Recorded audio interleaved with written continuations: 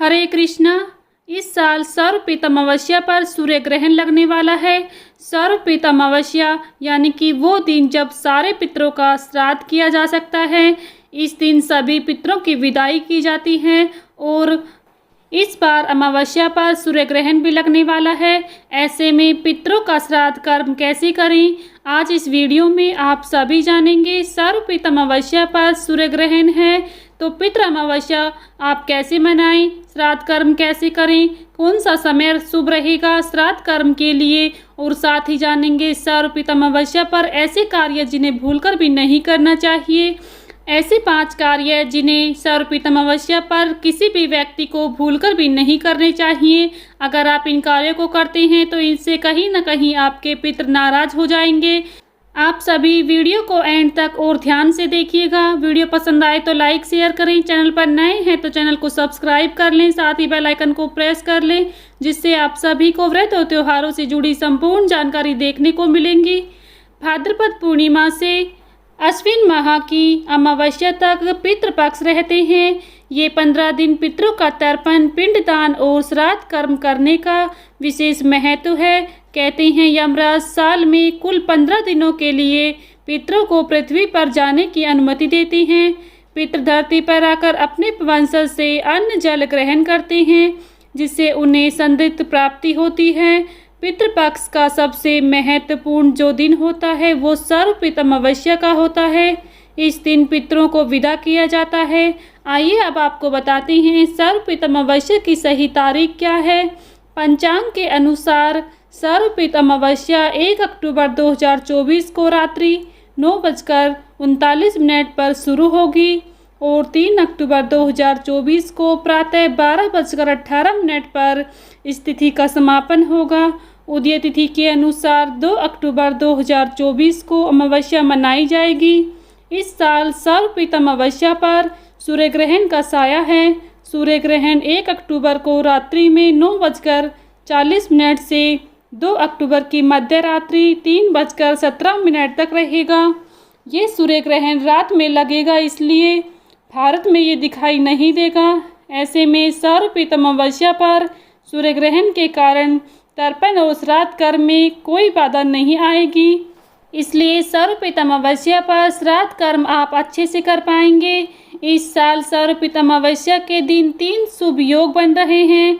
ब्रह्म योग का प्रारंभ प्रातःकाल से लेकर अगले 3 अक्टूबर को प्रातः 3:12 तक रहेगा। उसके बाद इंद्र योग लगेगा। साथ ही स्वार्थ सिद्धि योग दोपहर 12:23 से लगेगा, जो 3 अक्टूबर को सुबह 6:15 तक रहेगा।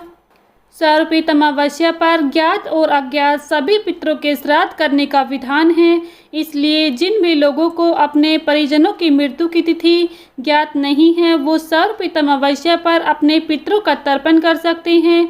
इस दिन तर्पण, श्राद्ध और पिंडदान करने से पितृ प्रसन्न होते हैं और परिवार के सभी लोगों को अपना आशीर्वाद देते हैं। सर्वपित अमावस्या के दिन श्राद्ध करने का जो समय है वो पिंडदान का जो कार्य है वो आप सुबह 11 बजे से दोपहर 3:50 के बीच कर सकते हैं। इस समय आप कभी भी श्राद्ध कर्म का कार्य कर सकते हैं। सर्वपित अमावस्या के दिन पवित्र नदी में स्नान करने के बाद तर्पण दान किया जाता है। अगर आप पवित्र नदी या किसी तीर्थ स्थान पर नहीं जा सकते हैं तो आप घर पर रहकर ही सुबह जल में गंगा जल डालकर स्नान कर लें। इसके बाद पितरों के निमित्त तर्पण और दान करने का संकल्प लें। इस दिन स्नान और दान करने से पुण्य की प्राप्ति होती है। पितरों के लिए तर्पण, पिंडदान इस दिन करने से पितरों का आशीर्वाद प्राप्त होता है। परिवार में सुख समृद्धि बनी रहती है। पितृ अमावस्या के दिन आप सभी पितरों के निमित्त तो दान पुण्य करते ही हैं, इसके अलावा इस दिन गाय, कुत्ते, कौवे और चींटी का भोजन भी इस दिन जरूर निकालें। साथ ही इस दिन पीपल की पूजा करने का विधान है। पीपल के वृक्ष की पूजा करने से पितृदेव प्रसन्न होते हैं। इस दिन लोटे में दूध, पानी और काले तिल डालकर साथ ही जौ डालकर आप पीपल की जड़ में अर्पित करें। आइए आपको बताते हैं ऐसे 5 कार्य जिन्हें आप अमावस्या के दिन भूलकर भी ना करें। खासकर सर्वपित अमावस्या के दिन इन कार्यों को भूलकर भी नहीं करना चाहिए।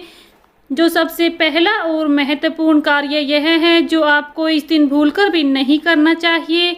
सर्वप्रथम अमावस्या के दिन भूलकर भी सुबह या फिर रात के समय श्राद्ध कर्म या तर्पण नहीं करना चाहिए। पितृपक्ष में श्राद्ध हमेशा दोपहर के समय ही किए जाते हैं। इस समय किए गए श्राद्ध व दान का फल अक्षय मिलता है। साथ ही इस दिन किसी के साथ बुरा व्यवहार नहीं करना चाहिए और वहीं पर बड़े लोगों का अपमान भी आपको भूलकर भी इस दिन नहीं करना चाहिए। दूसरा जो कार्य है आपको इस दिन भूलकर भी नहीं करना चाहिए। घर में अगर बड़ा पुत्र है तो छोटे को श्राद्ध कर्म तर्पण नहीं करना चाहिए। अगर पुत्र नहीं है तो पत्नी को श्राद्ध कर्म करना चाहिए। अगर पत्नी भी नहीं है तो भाई श्राद्ध कर्म कर सकता है। यदि एक से ज़्यादा पुत्र हैं तो बड़े पुत्र को ही श्राद्ध कर्म करना चाहिए। अगर नियमों से श्राद्ध नहीं किया जाता है तो पितृ नाराज हो सकते हैं। तीसरा जो कार्य है जो आपको पितृपक्ष के अमावस्या के दिन भूलकर भी नहीं करना चाहिए, हो सके तो इस दिन पीतल के बर्तनों का उपयोग करना चाहिए। सर्वप्रथम अमावस्या के दिन पितरों की पूजा के लिए लाल व सफ़ेद रंग के तिल का प्रयोग नहीं करना चाहिए। पितरों के तर्पण व श्राद्ध में हमेशा काले तिलों का ही प्रयोग किया जाता है।